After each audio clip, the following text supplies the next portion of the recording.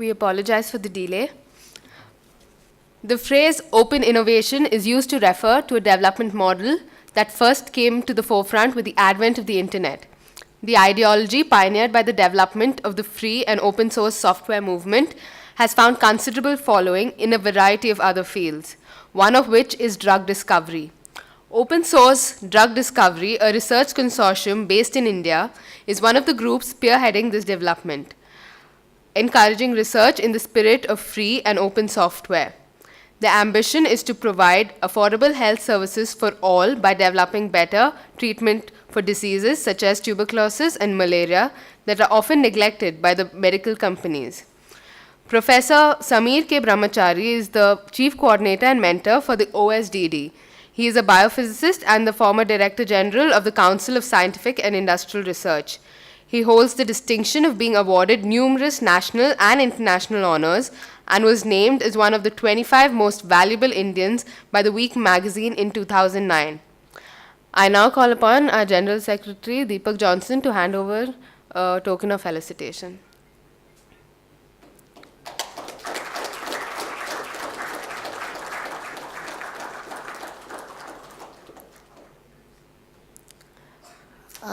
We invite Professor Brahmachari to please take the stage.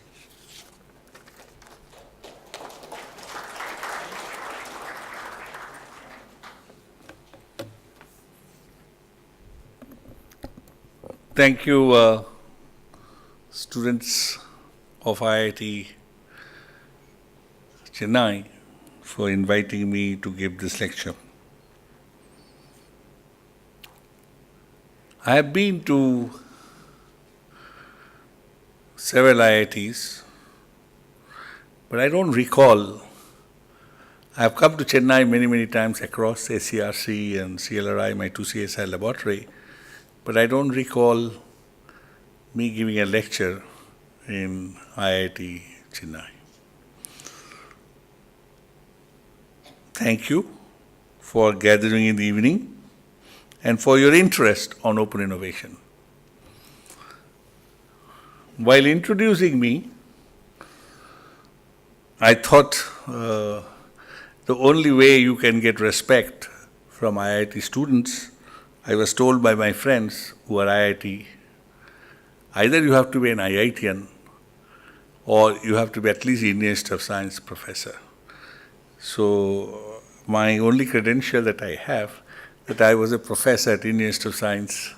I did my PhD at Indian Institute of Science. And so I then moved to Delhi after 17 years, 23 years in Bangalore, to build a genomic institute and to believe that the genomics will make an important role in Indian future healthcare. So the CSIR IGIB is what I built. And in the last 6 years, I was asked to manage CSIR, which I was forced to do, so I had to do. And I'm glad that I'm back as a professor. And so I thought, the first month that I'm free, I came here to deliver a lecture. And giving an evening lecture is always nice for a professor to give. So thank you. Thank you for giving me this opportunity. I will take you through this evening that how in the eye of youth, when we were young, I'm talking about when we were 20, I was 20s, Che Guevara was the hero. We always believed a socialistic way of looking. If you are young and you are not socialist, then something wrong with you. And when you are 40, you are not capitalist, then there is something serious wrong with you. I think your teachers grew up, most of the teachers who are now in mid-40s, grew up with a competition success. So competing is more important than anything else. And you are children of the Facebook era. You are in 20s at 2011. Question is, how do I make the children of the Facebook era get connected 40 years back, our era, and make them socially responsible? How can I make the streets around IITs like Route 128 of MIT?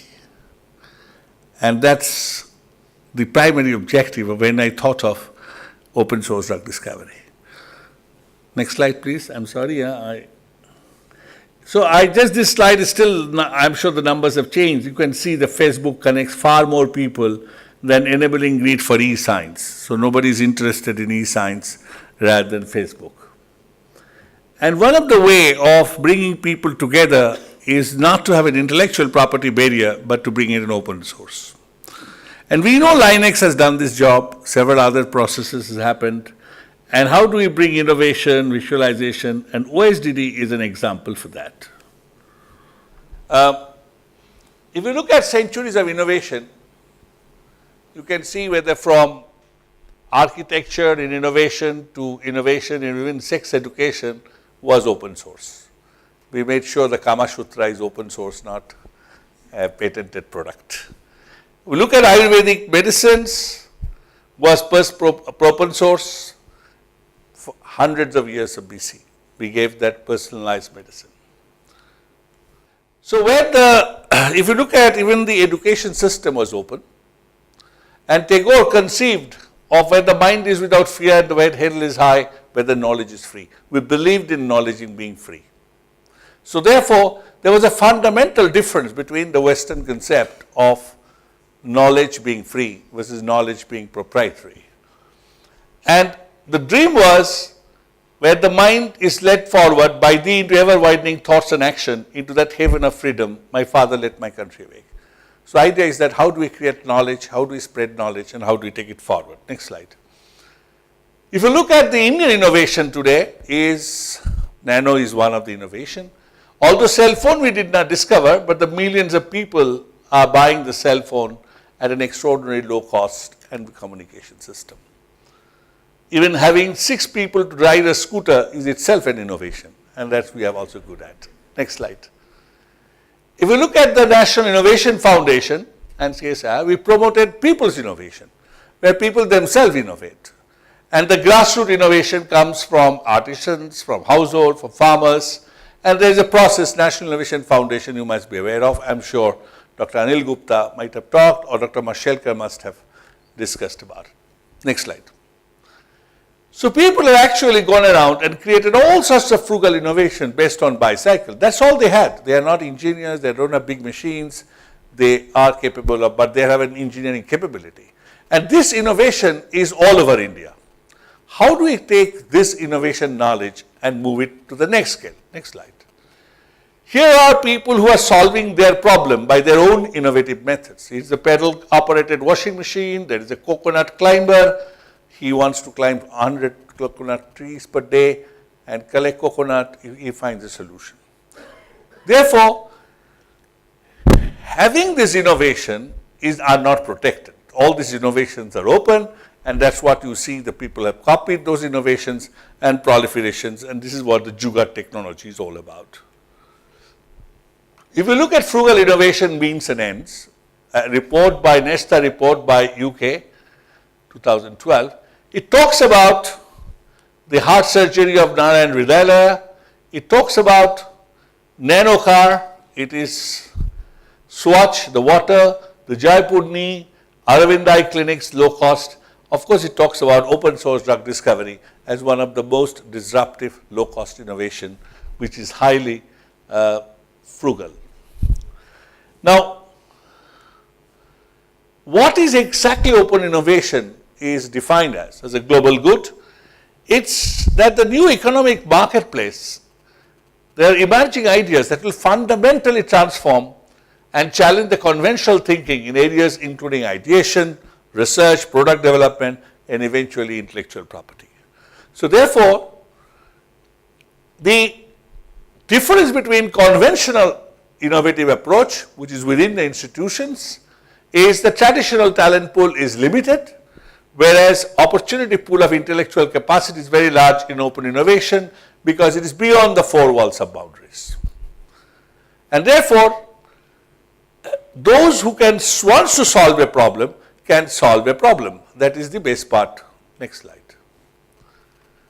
Linux, you are all familiar with. It started 1980 by Torvalds, 100 people, today 1,000 people, and 95% of the world's supercomputers are run on Linux. So here is a great example where, but these are all professionals who came together of one type and made a difference.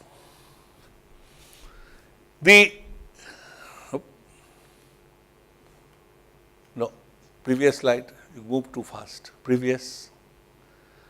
The Human Genome Project is an example where professionals were brought across, but they're organized way, from different countries, from different sequencing centers to get all the 24 human genome chromosomes sequenced. So you can see this also in some sense an distributed, globally distributed project in an open innovation space. What's happening? It's moving fast suddenly. Can you go back to the next one? So, what projects are likely to be successful in open innovation? The projects that has a global good with benefit to large population, participants can sense direct impact. Challenging problems get the attention of bright minds. It should be amenable to breaking down into smaller pieces. The project, like the Human Genome Project, you could break down into smaller pieces. Like Linux, piece by piece modules were built up. Should have emotional component, not only professional component. People should be challenged that I have a feeling that I want to create something against a proprietary software, so I am very motivated to do so. Must attract young people, incentives are not monetary rewards only, and what cannot be achieved by small groups or individuals. And finally, must involve big data analytics. So therefore, projects which are open innovations projects, these are the characteristics of those projects. Next. And big data is the next frontier. So wherever there is large data, you need to have involved larger number of people to participate and understand. Next slide. If you look at genome sequencing, it was very fast last 20 years. You can see the phenomenal growth that has happened, and today we can sequence a genome in a single cell, a single sperm, and it's unheard of. The technology today is possible, and the data it generates is massive, and therefore, next slide, you can see it is violating Moore's and Kreider's law far behind, because the amount of sequencing data is moving this way compared to the microprocessor as well as compact HDD storage capacity. This is unbelievable, and this is not stopping here. This is just going on. You can see, kya hota hai? Why it is rolling like that? So sequenced and counting, it's going on. Now we have from a single human genome to 1,000 genome project, now we're going to 10,000 genome, we're going to 100,000 genome, finally all of us will get our genome done, and because the genome cost will be less than a few $100s. So therefore, imagine each genome generates so much of data, where is the data situation going to be? Beautiful. So next slide, I got that. Now, if you want to understand ourselves, that was the objective of the human genome. To understand ourselves, original idea was that if I know anatomy, it should be okay. From anatomy, we want to know physiology. People thought this was fantastic, good enough. Then came biochemistry, all my cholesterol level, this level, that level, people were very happy. Then came the protein structures. We understood that hemoglobin defect or this defect causes disease. Then came molecular biology, which allowed us to create insulin in a bacteria, and thereby blood sugar can be controlled. Then came genomics, proteomics, metabolomics, and system biology. Finally, you can see, understanding a human as a system, we haven't been able to do. And that's what the challenge of is going to be. Why it jumps.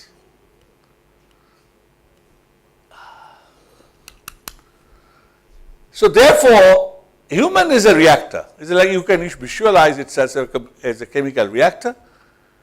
We can model it the way you do chemical engineers model chemical reactor.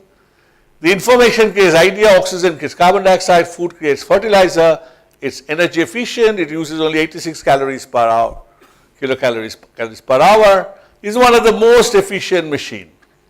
And anything that goes wrong, any abnormalities leads to a disorder.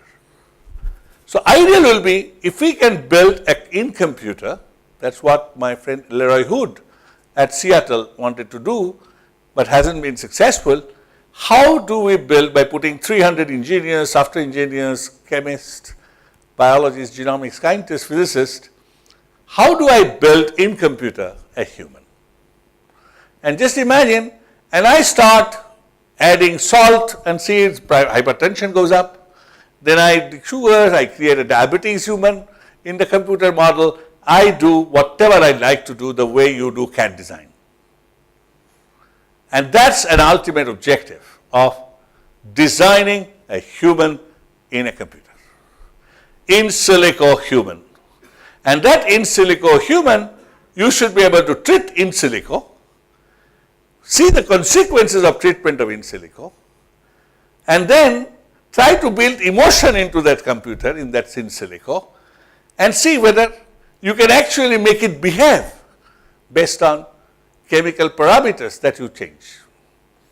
You know, increase some catecholamine, decrease some, right? What is it? You know, give some drugs and see whether it gets intoxicated. What are the reaction that takes place, right? Because you said open source drug, not drug discovery, right? Students like that. So, so therefore, we should want to understand how does a metabolic disorder happen? How does diabetes take place? It's a combination, and that should be the dream. But to do that, I wrote this in 2005, that you need to bring so many disciplines of science together that we cannot build an institution of this type in any place. It is impossible to bring all these expertise together, and even if I bring the expertise together, who will be leader? They will fight with each other. Finally, I will have 20 departments, and then departments don't talk like IITs and IISc. We have all the expertise, but we can bring them together. So can we bring them together in a different way? Then that's the objective. So what is this fourth paradigm of science? So first paradigm of science was empirical, observational based. Second paradigm is what Newton's law, Maxwell's equations are, last few hundred years. Then came simulation, computational, modeling, simulation, complex natural engineering like rockets, throwing rockets, designing CAD design of a car. And fourth paradigm is unified theory, experiment, simulation, data from observations, data analytics is the fourth paradigm. So we are moving into what is called fourth paradigm of science. And in fourth paradigm of science, so the next frontier of science is completely data driven. All decisions will be done by data, and the decisions will become a data, and those every decision and every outcome will be data driven. And that's going to be the future.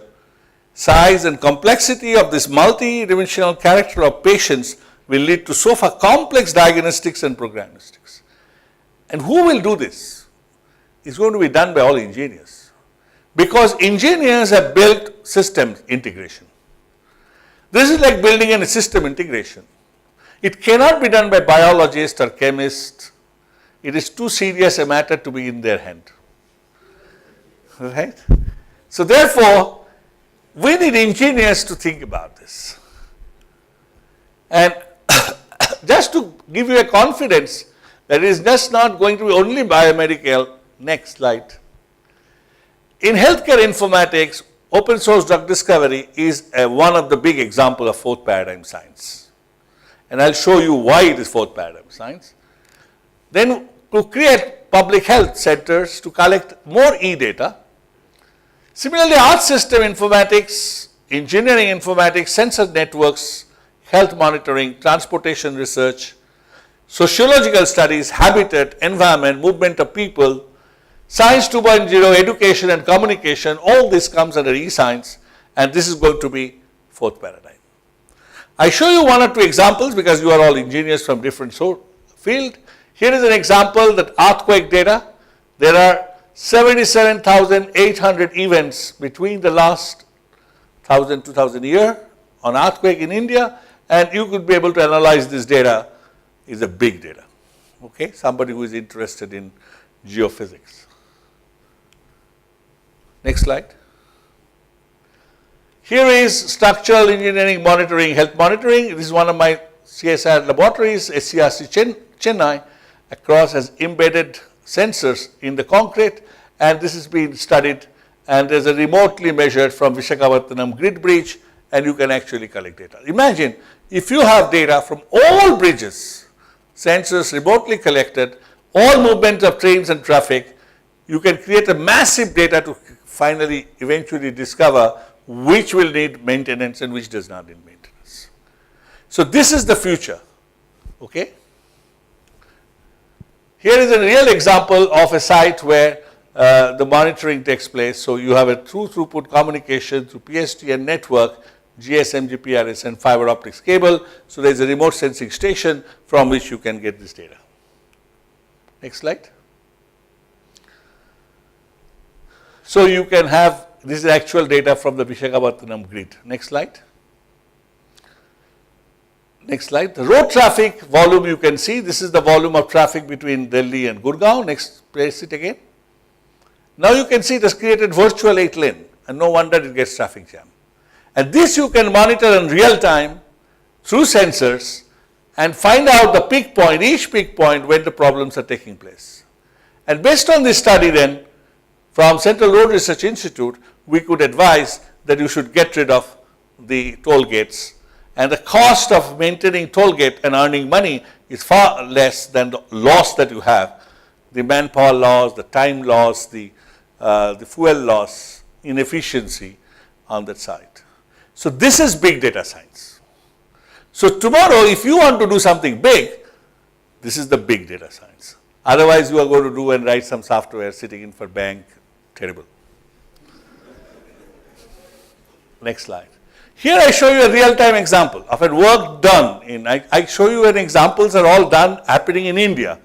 I'm not talking about American work, okay. Here is a colleague of mine decided to collect 204,912 patients' data on a single day, 8,000 clinics doctor entered.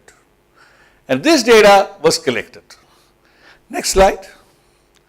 And it was plotted on an aloe vera plot. The question we asked, what would have been the maximum number of reasons the people see doctor? And it turns out respiratory disorder, irrespective of the age, is the responsible.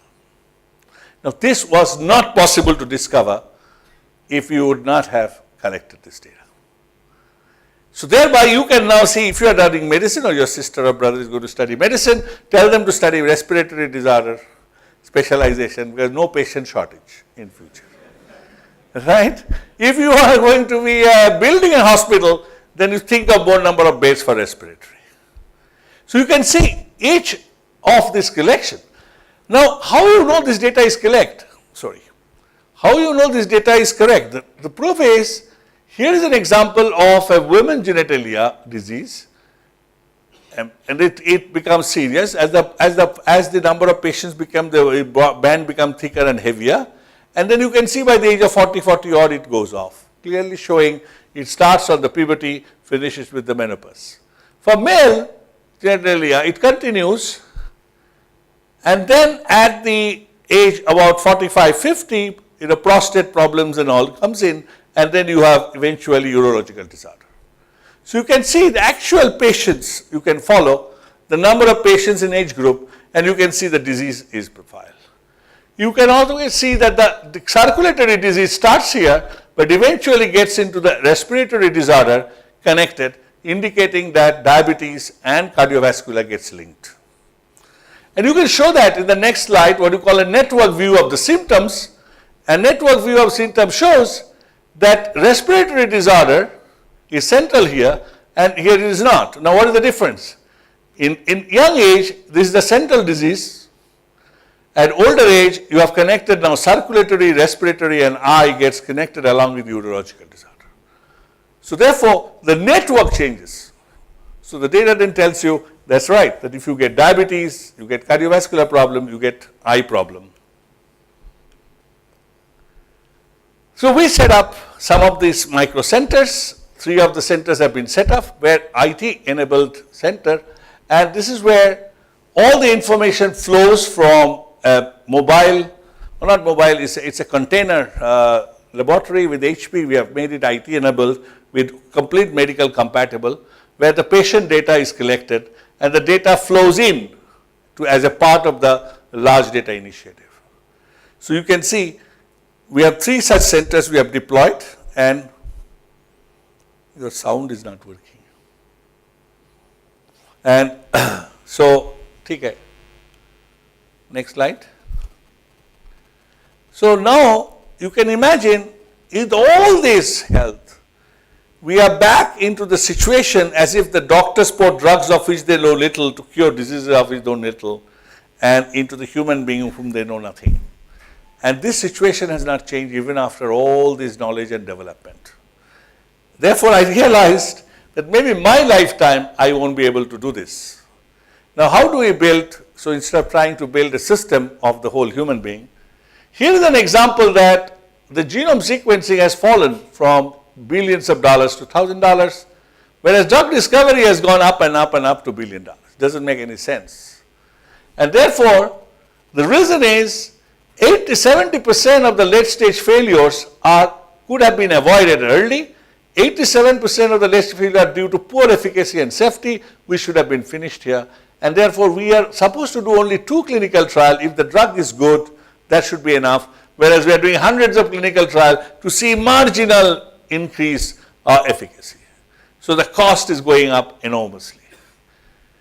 So therefore, reason is we are trying to do things in an old way. We are trying to do the way Wright brothers discovered aircraft until 60s, the way trial and error and prototype.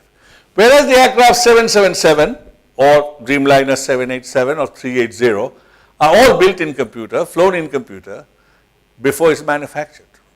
Now this is what you need to do for drug discovery. I realized, as I said, to treat diabetes and discover into through a computer will be tough, whereas Mycobacterium genome, TB, tuberculosis, the organism that causes tuberculosis, was already known 10 years in 2008. And I felt that it is shame that genomic scientists promise the world that we will give, the community to make we want to make a difference for healthcare, but we haven't been able to do. We are stuck into, because we haven't been able to apply computation into drug discovery very carefully.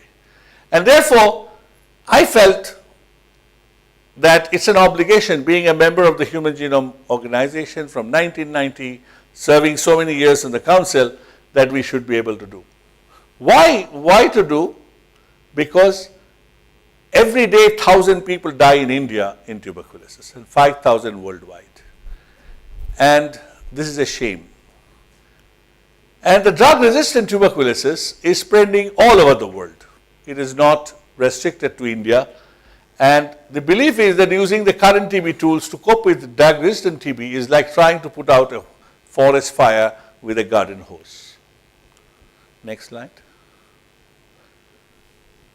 And you can see last 47 years, no drug has been discovered. The last drug, rifampicin, is what we use.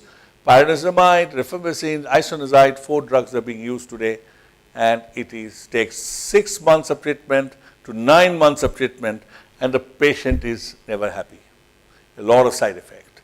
As a result, they stop the treatment. In the process, the resistance develops. In the process, it infects further people, and this cycle goes on.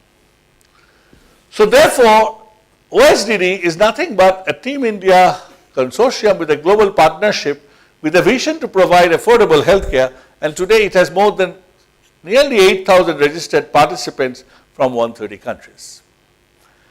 Now, if you look at historically, the crowdsourcing was first used in the marine clock invented in 1714. Even the Toyota logo was a competition of crowdsource, and Sydney Opera designed. Then came Wikipedia, Innocentive, American Idol to get the Michael Jacksons, and we copied it very successfully. YouTube is only 2005, and crowdsourced word was coined in 2006, and I'm very proud to say 2007, the Zoo in the Citizen as well as OSDD came in 2007. So it's very rarely you as a scientist in your lifetime get an opportunity to say, hey, we were the first, being in a developing country. And we were the first. Today, Obama has announced brain initiative to map the entire brain in 2013. Now, given this, drug discovery being complex, we had to convert this into motive, and today OSDD innovation model is recognized globally, and Science magazine talks about it. The Forbes has talked about the Dr. Balganesh joining from AstraZeneca to OSDD unit. World Health Organization, TB Alliance has now come up as a partner, DNDi is a partner, and it is now accepted as one of the new way of doing science. Our target was 1,000 people should participate. I can tell you that when we started, by first year, we had about 718 people. Today, 5 years down the road, with 7,685 people from 130 countries, 181 principal investigators, 260 projects, and various implementing people from various organizations are participating. It has now become a virtual network. I of course see IIT-K, but I don't think there is IIT-C in this network. Madras. You have to find whether you are there. I don't know. I know IIT-K is there. Okay. Now, so it has become a virtual institutional network, and it is one of the most largest network of institutions. It also has Cambridge University, Royal Society of Chemistry, and System Biology Institute of Japan into this. What is that? It's an unconventional collaboration. You know very well in your team there is somebody who gets good ideas, but is a lazy, he won't implement it. There is this guy who will implement it, and then somebody else, you will get hold of somebody who is nice, who will write a report. And of course, I'm sure that they will find somebody who will be disciplined to put them together and nicely present it to the professor. So it's a collaborative effort, and each person puts it together. It is the same way, but bringing all these people together into one laboratory is impossible. So you don't move people, you keep science as 2.0, connect people and resources. The students get into this part of the innovation chain where the target discovery, new molecules, known molecules, and once it goes into process, then you give it to the conventional contract research organizations to do the process driven. So keep the students in the innovation driven space and process driven drug discovery to contract research organization. So system biology, SysBog is a system biology of organism, posting projects, ideas, community review, expert review, and eventually open base session, and final decisions are taken by this. The difference is in the project evaluation as practice is closed peer, no feedback, no whole learning, failure to success, the OPI. Here it is not. It is a teamwork, feedback, open approval process. The entire process is changed. So we believe we have just made a big fundamental change into the way science is done.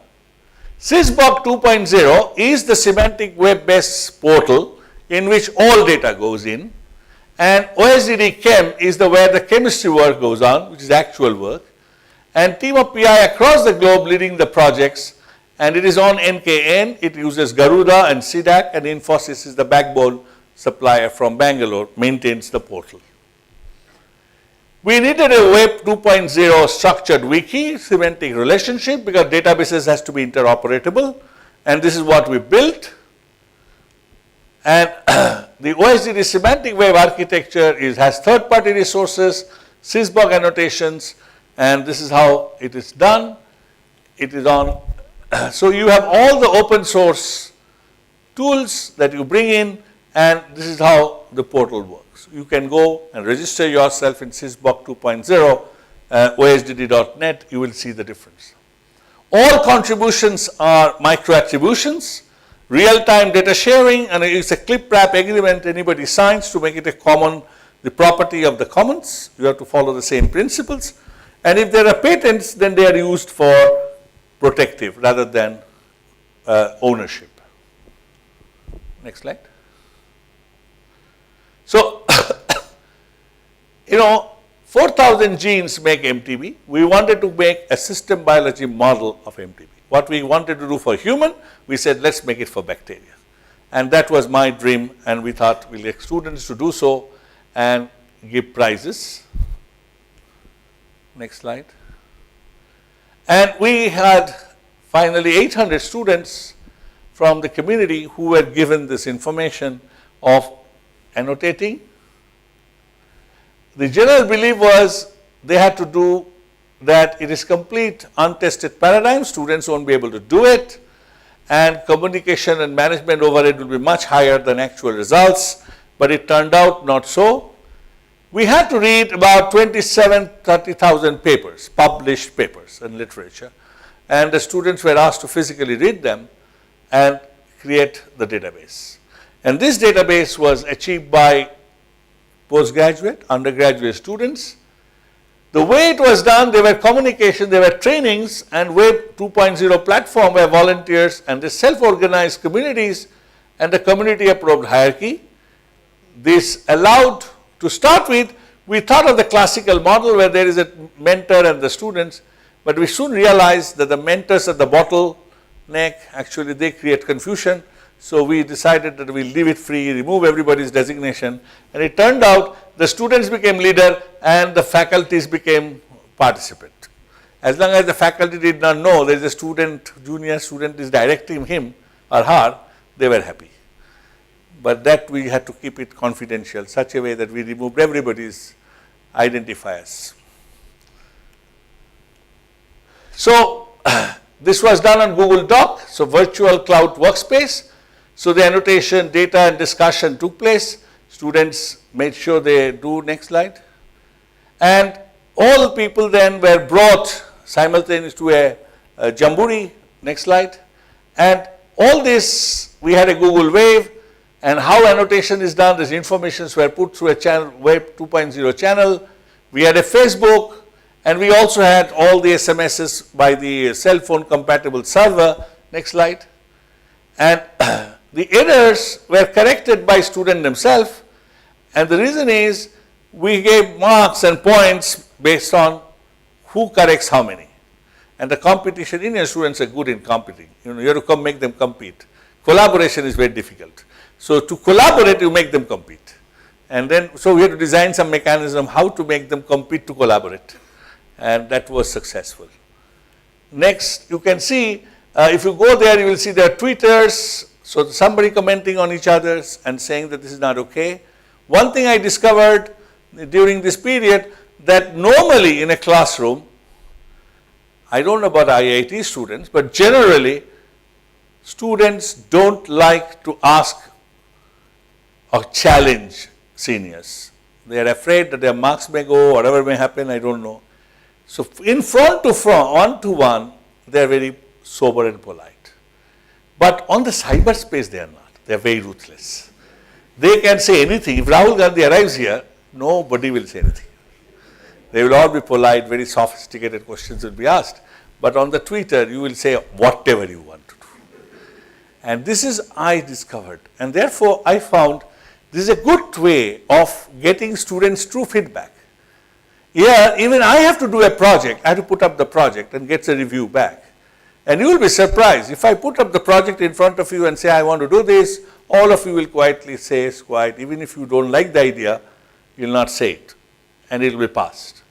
But if I put it on my portal, my God, you wait, watch how people, 18 people will come up hounding and saying, this is not work, that is a lousy idea, this will not work. So therefore, this is a very interesting learning. And therefore, this actually allowed us to take up the challenge, all experimental information, all literature, we could actually compile and get, next slide. And what was started as a social network allowed us to get the whole biological network. And we started this today. We had about 100 institutions, 1,200 students, 600 Skype calls, 35 personal visits, next slide. And this is what the remarks people gave, that we finished several hundred man-years into few months. But that's only to the job. Then it took 2 years for us to actually curate, build the edifice of the whole structure and publish those papers into peer-reviewed journal.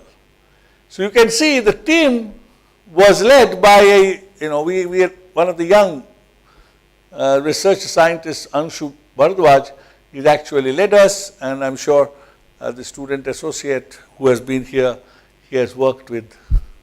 Now what did we do? We eventually built a model, the way aircraft is built, we built a toxicity model for the bacteria to find out what is the node of this network. If we break, the bacteria will die and it will not cause any effect to the human. And this was the challenge. So to identify a potential non-toxic target and identify and provide prioritized candidates for validation, and this is what we did. We published this in PLOS One. This is the first one of those first paper in the world to show crowdsource a new paradigm for interactome-driven process. And you can see, although I started with a belief that we will get IIT students to come and work on it, but answer, it didn't happen. It just turned out the students were all from smaller institutions, and 45 of them were co-authors of this paper. The rule was, as long as you contribute 1% of the total work, you are an author of the paper. And below 1%, you are a member of the consortium, and consortium is an author. So you can see they're all from smaller institutions across the country, and some may be outside the country, and that's what turned out to be the fact. We got 17 new targets, and on this now experimental work has moved on. Next slide. We discovered the bacteria actually inside has 1152 reactions that takes place to make the bacteria duplicate, which involves 890 genes and 961 metabolites. We thought this we wanted to put in the computer, and they belong to 50 pathways. And when we got this idea and we put them into conventional way, it looks as messy as like this, which is not computationally manageable. And people have accepted this for the last 20 years, that this is the way we represent. And no computer scientist has come, only biologists have looked into it, never could manipulate this. I said it's not acceptable. And I remember I called a few students and I put in the Pathshala, right, website, where did I put it the way, right?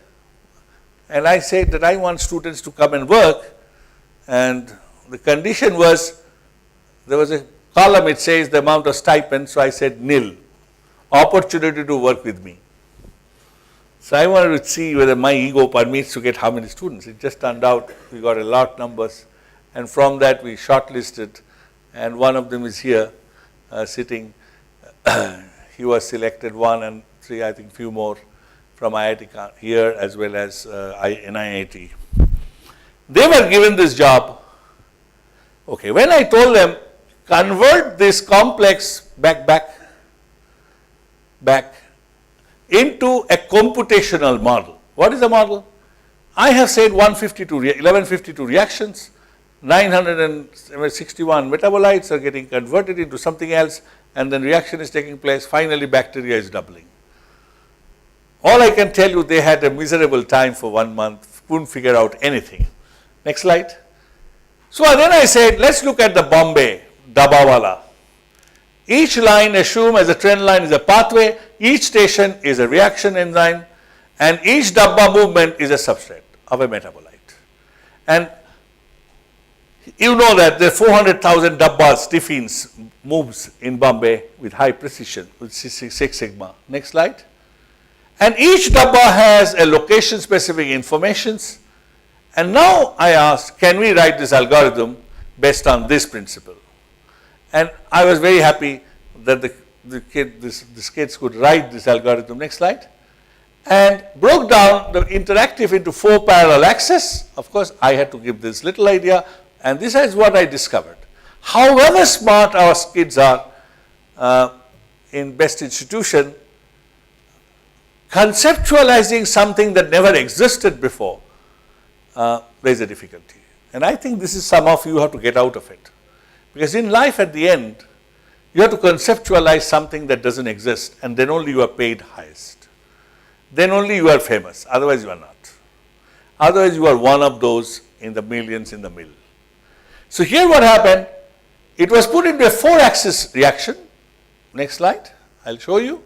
This is the axis in which the reactants that come from outside, there were 97 of them, 961 of them are metabolites, 890 genes, and 50 pathways to which those reactions, 1152 reactions takes place. Next slide. And we created this map from that messy map. Now you can say this as well as messy. Answer is no, but this is computationally manageable now. Now you can knock out each, you ask the first question, what is this? Which are these genes pathways that is so busy with so many activity? Answer is very simple. This is all the cell wall, the impregnable cell wall of mycobacterium, which you cannot penetrate. And that's why the mycobacterium is so difficult to treat. Whereas all other bacteria, you can have 3 antibiotic doses and it's over. And this guy lives on. Now, you ask a question, then next slide. If under normal condition, when it is not stressed, what happens? No, those genes are not active. The moment you put mycobacterium into some stress, challenge, immediately it puts its defense up. Whereas defense is not down. Now, can we now kill? So question is, let's see one drug. Next slide. This is the gene which is targeted by a drug which is presently used called isoniazid. Now you knock off that and see what happened. Next slide. You can see so many reactions are gone. The bug is dying. It was a good news. Now we know why this computer works. Now we can knock out each by each computationally and remove every metabolite and figure it out what goes wrong and what dies. Next slide. But unfortunately, these are the new things that comes up, and that we did not know until we did this experiment. That these are the new genes and new pathways comes up when the drug is put, and that's what the toxic is. So we go back, next slide, to do the experiments, and actually we do the experiments to show that it is indeed 48 out of 60 to 60 of them are actually comes up. And now you know why the drug causes side effect.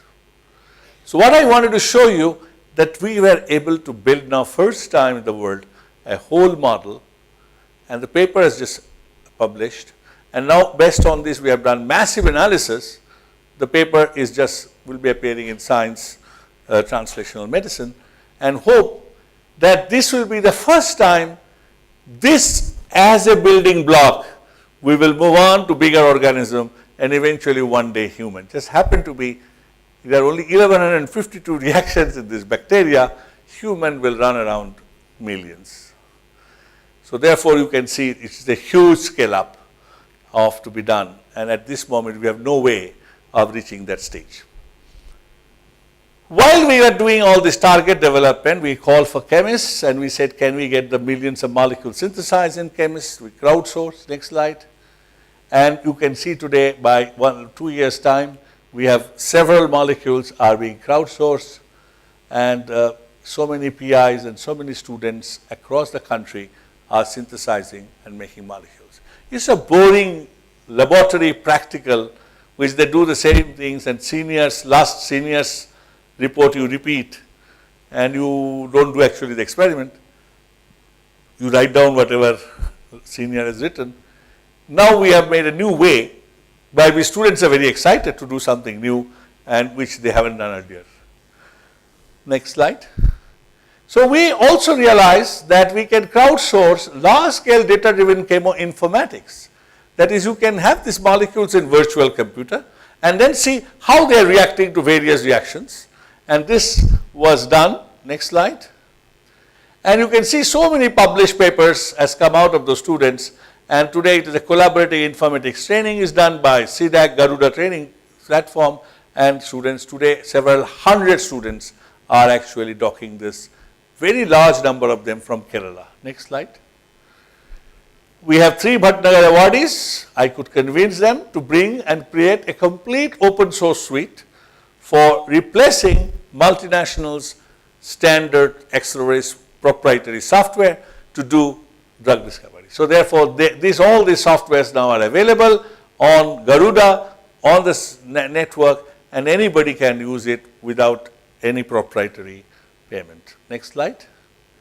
We built customized workflow with grid infrastructure. We have built approximately 250 API applications, and all these APIs, you start an input, job 1, then it gets a job output, that becomes a job 2, and you can put them in the process, and you can have the whole process going. So you start from a molecule and a target and see whether it will bind or not. If not bind, with the second one, whether it will side effect or not, everything. So all you can now build in computers in silico. Next slide. To our team, from Cambridge Cheminformatics leaders, so we have global leaders who are actually participating and analyzing on high throughput seq data and identifying now structure activity relationship and identifying in silico the targets. Next slide. And experimentally, Dr. Tom Blundell, FRS, and his team is actually identifying the fragments. This was a proprietary software. They gave it to our OSDD community to identify fragments, eventually to protect small molecules or targets, drugs. So you can see what started as a small dream has expanded globally with best minds of the world coming together.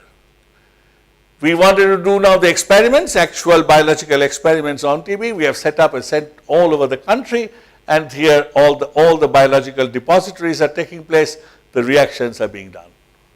And where we do not have the resource and facility within the national laboratories, we are using these companies and working with them on various aspects of partnership to make the drug discovery possible. The TB Alliances have with TB Alliance a novel combination of drug TB drug. We are working on now the clinical trial. Preclinical compounds have been offered from MMV. DNDi has come out with assisting in the progress of OSDD in-house molecules. Royal Society of Chemistry is supporting chemoinformatics, and GSK, there are 3 hits of the lead candidates offered to OSDD. We have announced for chemists between the February 3rd, we are giving a challenge to the chemists. The best chemists across the country, the students, will be picked up who will solve the chemoinformatics, and then they will get a £1,000 fellowship from the Royal Society of Chemistry if they are successful. So the competition is on. 3rd February, they will be decided and selected, and then they becomes a mentor for the rest of the student community, and this continues. Next slide. So today we have over 100 laboratories, 15 CROs working together, over 7,600 people, actually it's now almost 8,000, and also the first clinical trial in India, the clinical trial of anti-TB drugs for multi-drug resistant TB is being just cleared by the DCGI. And so what was a dream 5 years back has happened. Why I said that you need an emotion, the students of Malabar Christian College has actually wrote a song, and if you go to the website, you can hear this song. They have now translated in Kannada, the Hindi, Punjabi, many languages, and this is what I call emotional component of an open source collaboration. Next slide. We realized to popularize, as you know very well, the generic drugs are often in the United States called spurious drug, although all of us live with generic drug, it's affordable, but publicity of the West is sometimes negative. Open source drug is often negatively publicized, so we may have difficulties in recruiting patients for our clinical trial. So we wanted to have a publicity advertisement. I realized instead of just going for a single movie, why not we announce that price and go for a YouTube competition. So we put up a YouTube competition. Now we have got about 180 YouTube need for TB drug, from which 23 were shortlisted, and eventually Amol Palekar gave away prizes to 7. And next slide. I want to show you one clip of a second prize winner.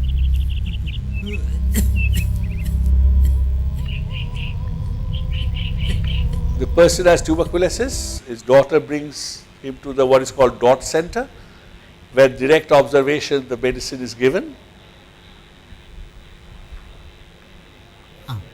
ഇനി 2 മാസം കൂടി ഉള്ളൂ കേട്ടോ.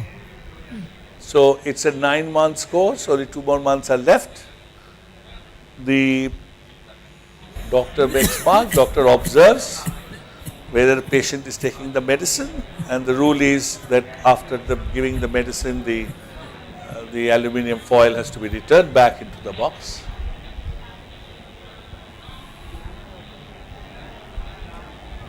Doctor is satisfied. The girl goes back with the aluminium foil to return. Now see what happens.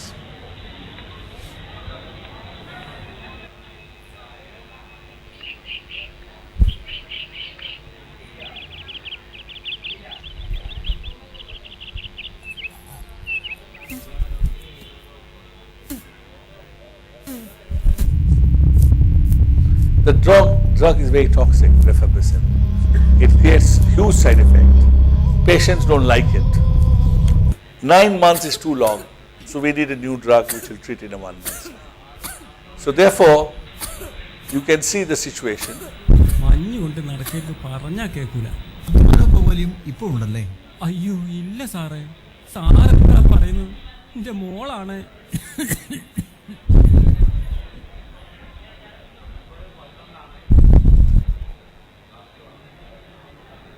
എന്താ സാറേ? അല്ല ഒന്നുമില്ല. ഈ പരിശോധനാ റിസൾട്ടും പോസിറ്റീവാണ്. രോഗം TDR സ്റ്റേജിലേക്ക് മാറിയിട്ടുണ്ട്. മാത്രമല്ല It's a total drug resistance, means death sentence. There's no medicine. So the girl is also got affected. That's the reality. And you can see this has been done by amateur faculty with students, and that's why I said it's emotional engagement. Next slide. Now it's okay. We are looking for money and resources. We realize there's a new way of funding. If you have an idea, you have an object, and then you can always get crowdfunding, individual to support the development. Therefore, public money for the public good is the future. So therefore, if you have an idea, do not hesitate. It's possible to get crowdfunding. Next slide. What did we learn? How groups fall in position? Next slide. A good PI is worth a pot of honey. Next slide. How do we make groups collaborate? Birds of the same feather flock to each other and they find themselves in the web. Next slide. But a PI has a job to do. Need to guide the flock correctly. Next slide. If the task is challenging, they know they cannot do it alone. Next. And when they cannot do it alone, they collaborate. A structure occurs in the system. And you know this very famous festival in Maharashtra in the crowd. Next. Short term versus long term. Incentive is short term that most of you look for. You look for a recent job, recent salary, little hike, moving from one job to the other. Motivation is long term. And then you become famous. Next. And together we can and we should do. This is the motto of the presentation today. You can go to the site www.osd.net. Next slide. I believe when it comes to health, we need to have a balanced view between health as a right and health as a business. Next slide. And I'm sure some of you are wondering, can we do open innovation and crowdsourcing for wealth creation? Can I become rich? Answer is yes. And I give you one example. Next slide. Here is the Gold Cup Open Challenge. What they did, they reached a point in which they could not get any more gold. So 400 megabytes worth of geological data, about 55,000 acres of site was placed on the company's website. And they asked all geologists to come up with ideas. More than 1,400 scientists, engineers and geologists from 50 countries participated. They identified new sites on those data, from the data where the gold can be found. Today, you can see since the announcement, the company's share has gone up. It has given a 27.5% CAGR. Here is a clear example that you can make gold and create wealth using open innovation and crowdsourcing. Next slide. So what can you do for crowdsourcing and open innovation? Smart power grids, control of traffic mobility, population migration model, energy efficient building model, achieve the goals of sustainability. So lots of things you can do actually in open innovation and crowdsourcing with big data. Next slide. The problem is all of us, Indian scientific community, Indian students, actually we all crowd ourselves where like a fish. Now this is where the food is dropped, the fishes come, right? This is where the Western science throws fund, everybody goes, jumps. GE comes, GE throws some crump, everybody goes to work with GE on open innovation. What you need to do is avoid swamping, traverse the uncharted path and explore the ocean of science, avoid crowded field created by the Western funding. Then you will have a success. So therefore, next slide. I thought I'll leave this talk with a message. Just as some of the experiments in your laboratories go on for all the 24 hours, let the big corner of your heart remain perpetually warm for the benefit of the poor millions. This was what Mahatma Gandhi wrote in 1927 when he visited Indian Institute of Science. This is what the Tata thinks. We have so many bright talent of India coming here. My dream was to make India a developed country. How to use this talented force, how to sensitize them to nation's need. And I believe the same way, that these talented institutions with talented people all across the country, how do we sensitize all of you to the need of the poor? Otherwise, please remember, one day, all that you have, you will lose. And next slide. We have fallen behind. We take care of healthcare. We have fallen behind in innovation. We have not been able to keep up with the best in the world. One of your colleagues asked me today, do we have a hope for China? Can we compete? Answer is no. We have fallen far behind in China. We have to be extraordinarily innovative if we want to manage it. So my way of open source drug discovery, next slide, is the way to do innovation. So you have to come up with something different, not follow the others. That's the last slide, right? Thank you. Can I get some water?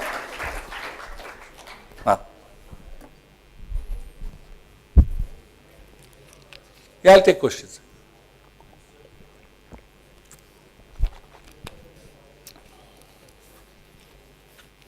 Yes, black t-shirt. One of the slides you had shown the data for the diseases.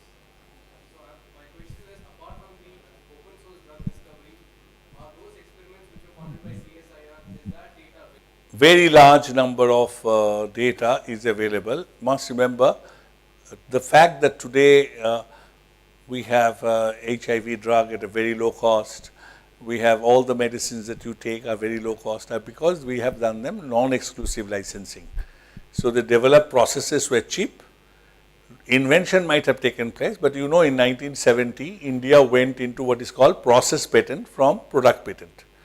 So that process patent allowed Indian scientists and the medical companies, Ciplas and Ranbaxy and Piram, all these people, to use new processes, and thereby all the drugs that we take in India which are low cost are basically generic drugs. They are given non-exclusive licensing. Okay. So anything which is non-exclusive licensed is available in public domain, and what is published is also available in public domain. What else you wanted data? I didn't understand which one. Oh, okay, that is the sensors.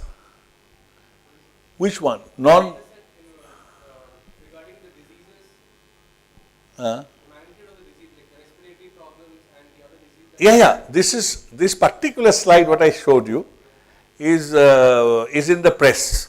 It hasn't appeared. As soon as paper is accepted, it is public domain. Okay. Other paper has appeared, the medical data collection paper, that is in PLOS Medicine. I am an author, you can Google me there. This one, Dr. Anurag Agarwal's, I think paper is accepted, but still it is not in the final, disclosure is. So we cannot put up in some of the journals don't allow you to put up into the website until they have publicly, they have announced first. There is some proprietary thing. But yes, we will give all this data open, will be available. Yes. So you were talking about having open source, like even about the open source journals. I have observed that. I just was curious, how do they maintain the quality of the papers? Like since there are so many number of papers which have increased rather, so. Okay, if you see now, the new trend is that coming.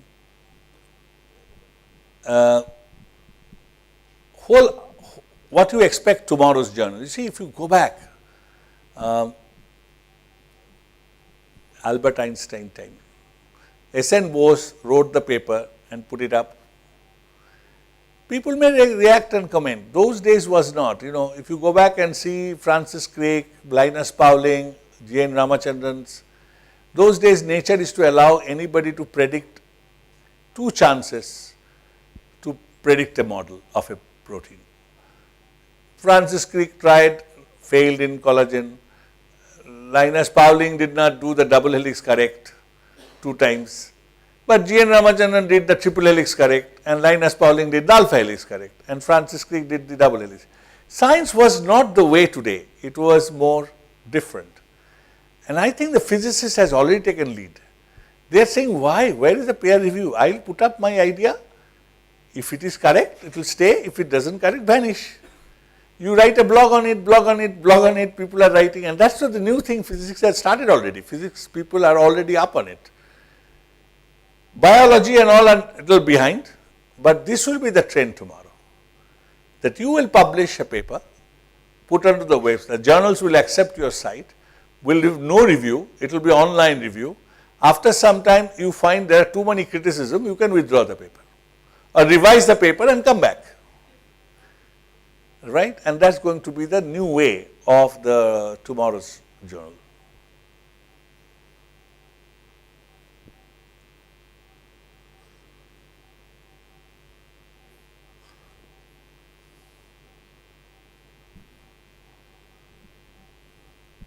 Using these computer simulations, how many drugs have you found till now with your organization?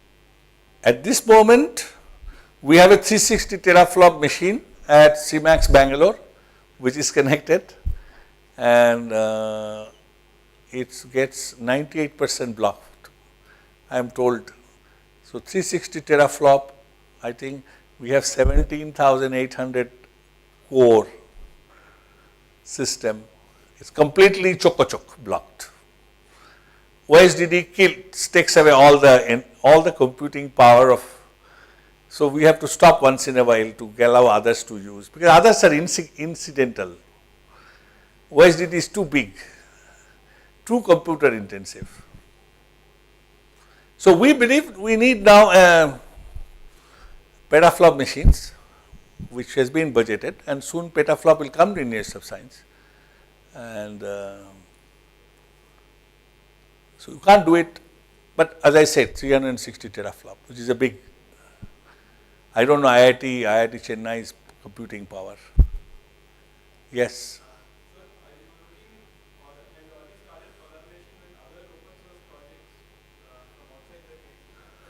You see, here was a small discussion we had. I tell everybody, I was in Geneva WIPO meeting the first time. They are calling open source drug discovery as a plenary talk, which was very interesting in a world intellectual property building. So, so I tell everybody, please send me an email. You want to collaborate? No problem. Join us. Earlier Bill Gates and all team will say, please join, we want you to work with us. We say, no, you work with us. So it's very simple. This is an Indian initiative. Let world come and work with Indian initiative. If they like, let they do, let they not. Now why we are in such a position? Because my number is in my side. right? Tomorrow if I want suddenly 500 students to do something, it's a matter of one call on OSDD site. That I want 500 people immediately with this expertise, please log in. That's it, which nobody in the world can do. So therefore, I am in a dictating position, and I am not going to. Everybody is open. Everybody can. That's why I showed you DNDI. Everybody, all open innovation space of the world is there. I was taken to October, Norway. 3 universities. The students organized, and they all want to get into affordable healthcare and open innovation. So Department of Biotechnology of Biotechnology Advisory Board, Director General and another advisor accompanied me. So I went to Oslo to Tromsø, Trondheim to Tromsø, that is the Arctic University, last university of the world. And I was amazed that the interest they have. The reason is they don't have a healthcare system. The healthcare is presently all covered, but they have no healthcare industry. And they are very worried about the expenses, and they give $7 billion for healthcare, global support. So they are very interested to support OSDD. So I said, yes, why not? Norway is a good country, rich, $49,000 per capita income.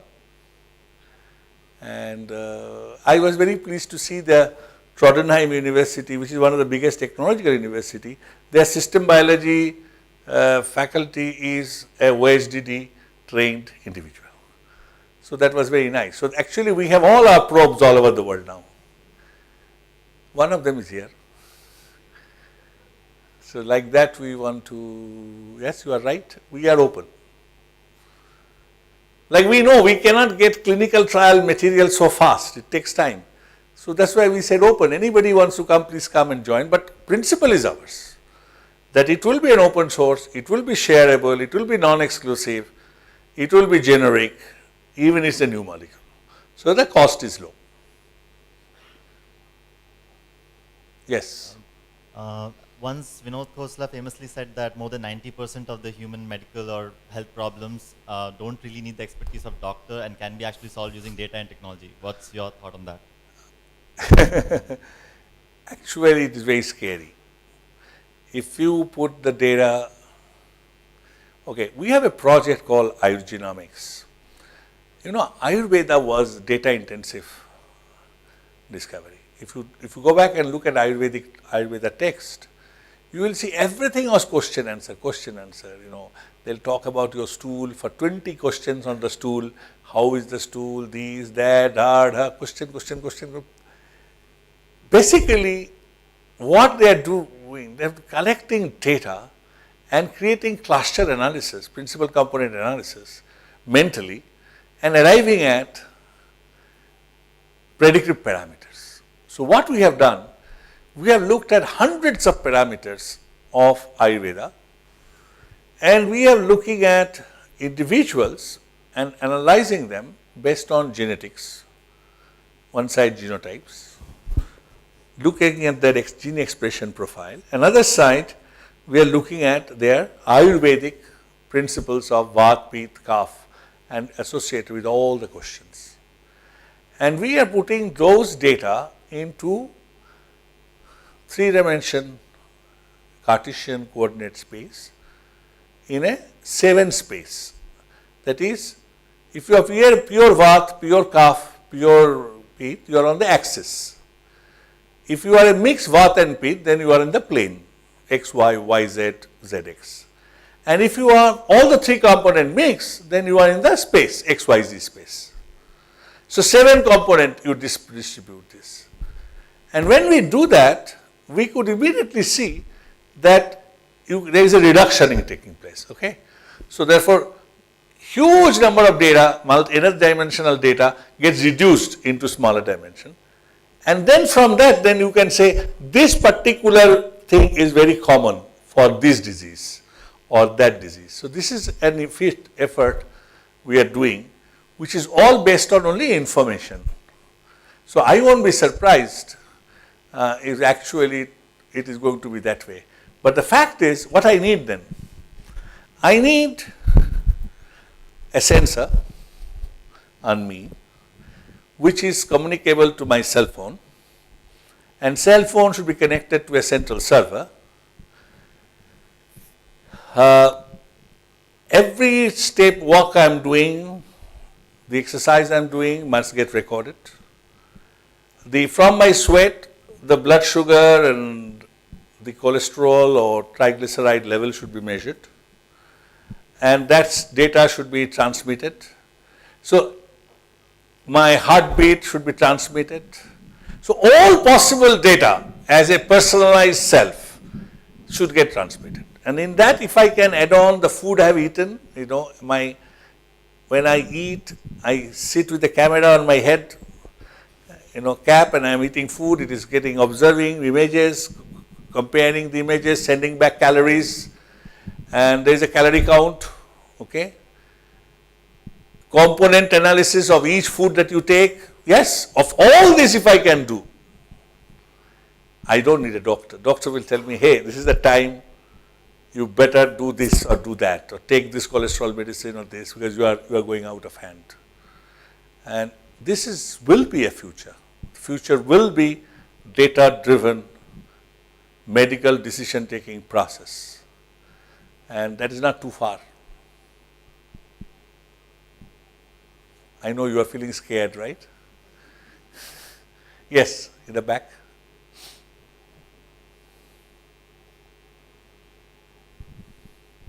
Sir, we see that the business model of the medicine works in a very different way, where we have medical representatives who go to the doctors, and doctors get a cut as well in the medicines that they write.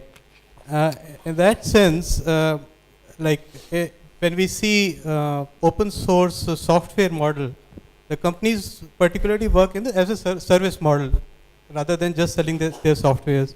So what is the kind of business models do you see in drugs where only generics cannot probably give that much of profit or that much of margin for the distribution chain as well? Have you been to Parvinder Singh's house anytime? No, no. Have you been with Swati Piramal in the island she owns, Piramal Group? You haven't seen. Our generic drug companies, Maliks, earn a lot of money. Please remember, it's a matter of number. When 100 million people give me 5 rupees per month, is good enough. Right? I don't need too much money. Do you? That's good enough, no? 5 rupees from 100 million people per month. I think that's good enough money to live well. And that's it. Don't expect that you will kill people. People have to pay 2 lakh rupees for a medicine for 1 month cancer treatment whose actual cost could have been 8,000 rupees. But then what happens? Only few people afford it. So your number becomes 5,000 people. So it's a question of number, right? Just imagine the people who sell banana, how much money they make. Do you have any idea? Banana merchants, right, in your city, how much money they make. Just go one day. Go and ask a banana merchant. What he does, I sell banana, wholesale banana. You will realize he makes few paisa per banana. So what? How many 100 million banana? So therefore, the model is going to be different. It will be generic model. Those proprietary model is over. And I can even give you an example. A drug called Genovia, a recently discovered drug by GSK for diabetes. It's a very good drug, but it does the work of more or less metformin, which is 80 paisa, but they have launched it at $6 in Europe, €5 or $6. Now when India it came, they launched it at 45 rupees. Brand new drug. Because they knew if they launch it at 250 rupees or 300 rupees per drug, per tablet, per day, first thing Indian companies will do will copy it.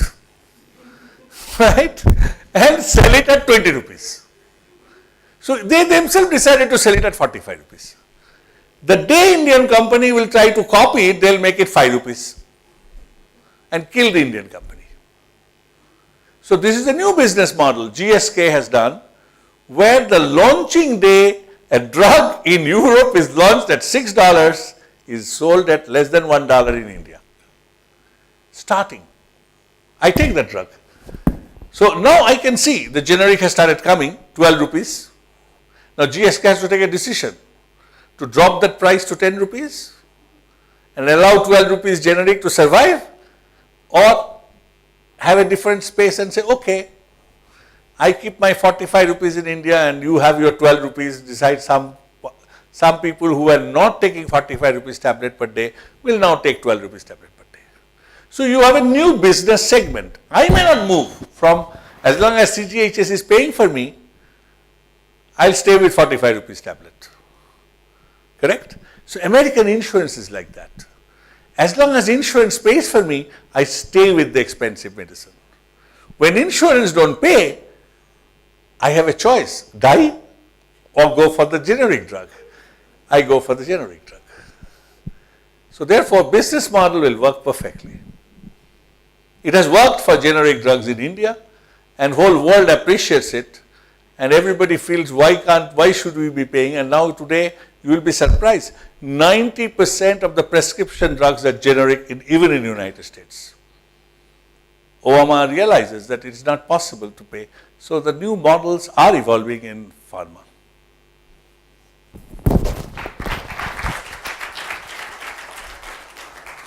On behalf of the EML team, I would like to thank Professor Brahmachari for the interesting speech. In keeping with this theme, there's a social initiative, non-profit organization that is working on a solution for anemia. Could you please stay back for 5 minutes or so for the presentation?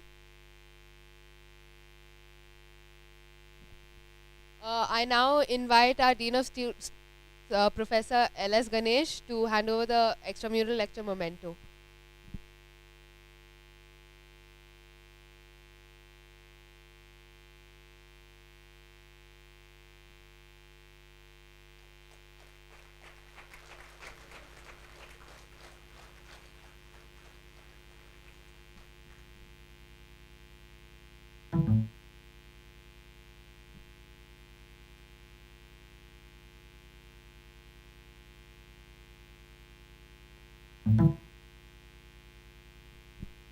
Thank you so much, all of you all, for waiting.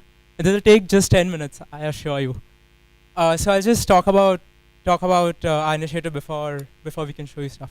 So my name is Dhanvan Mehta, and my sister and my whole family is involved in this social initiative called Let's Be Well Read. It provides a solution for anemia, actually iron deficiency anemia, which is the most neglected yet prevalent disease in India. Around 87% of pregnant women in India are anemic, and 65% of maternal and fetal deaths are caused due to anemia. So why is it that India is anemic? Like, India contributes to around 50% of all maternal fetal deaths in the world, which is astounding. So I'll just show you a brief 3-minute video about Let's Be Well Read. My name is Rajvi Mehta. I was born and raised in India, and I'm a medical student at Duke University. During my sophomore year at Brown University, I suffered the consequences of low iron levels in my blood. And I soon realized that I was one in over 900 million people in India who suffer from iron deficiency anemia. Anemia is a big public health problem in India and accounts for 65% of the maternal and fetal deaths in the country.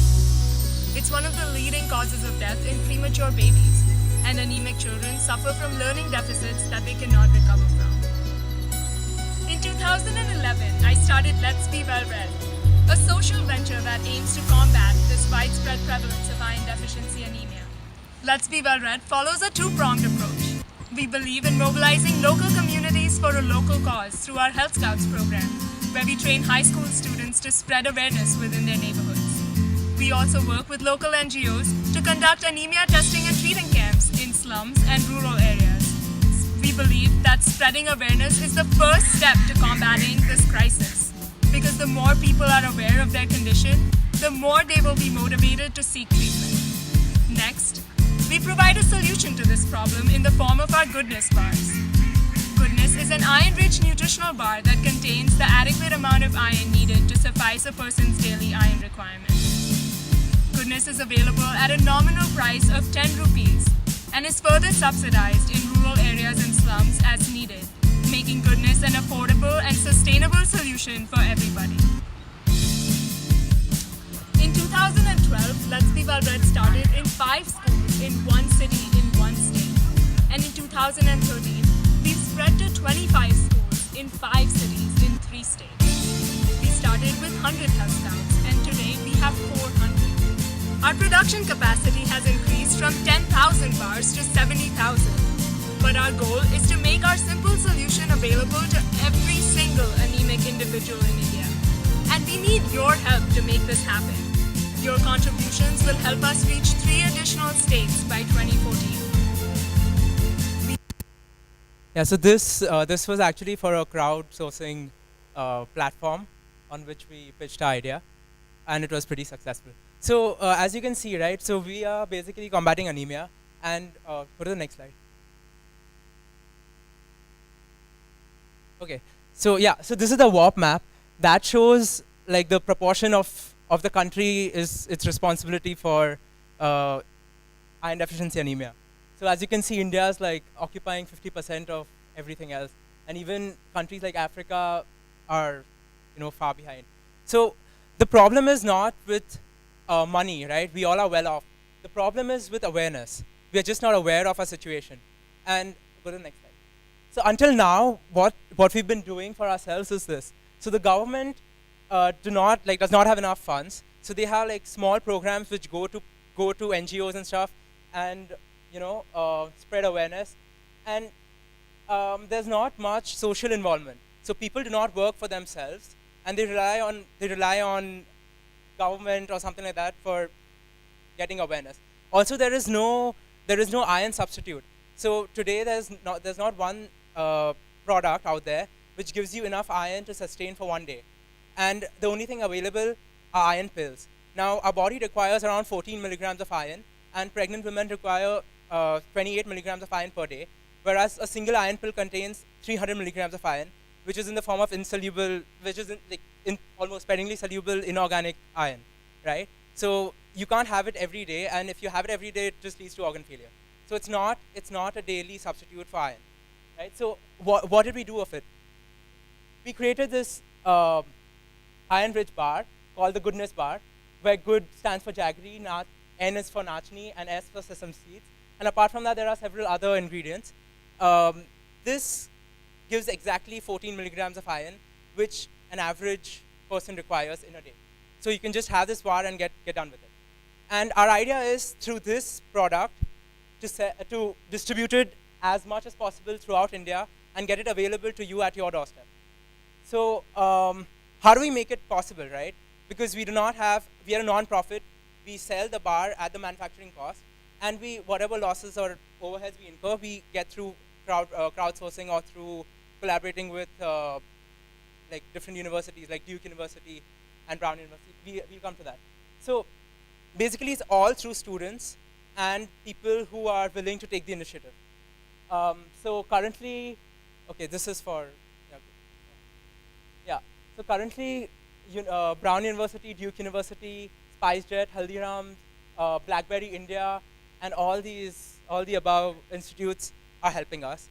And besides this, we have we have around 400 Health Scouts. Health Scouts are basically volunteers from school who, so the problem is that this bar is for 10 rupees, okay, which is pretty nominal for us, but it's not at all, it's not sustainable for people in rural areas or things like that. So what we do is we we have groups of school students, and we give each group, we assign them to an NGO, and the group promotes the goodness bar at a surcharge of like 5 rupees. So we set it at 15 rupees during a period of 2 months in the year around their locality. We make it a competition, so we like reward them and stuff, so that produces incentive. And from the subsidy that we raise, we give to the NGO and through them to the people that the NGO serves. So that's been our current business model, but it's not in Chennai. Like, so this we do very well in Bombay and in Surat, but in Chennai we're just starting off. We started off briefly last sem, but we need a lot of student support because we need to like propagate it and we need to bring awareness. We can get it at Guru Nath, we can get it at a lot of places. Like, it's just a product, right? And it's pretty cheap. So there's a lot of potential for this. So we need your help and your support to not only propagate it over here, but also everywhere in Chennai, wherever possible, and even like through the institute contacts wherever we can go. So the next one. So if you're interested, then like all this is a brief session. I can go into the details if you're interested. Kindly contact me or Akanksha or Bhaumik. These are our numbers, and you can visit our website www.home.letsbewell.org, and you can SMS any one of us with your name and email ID, and we'll get back to you. So if you want, just take down our numbers. Right. Thanks a lot for listening. I know like it was very tiring, and thank you.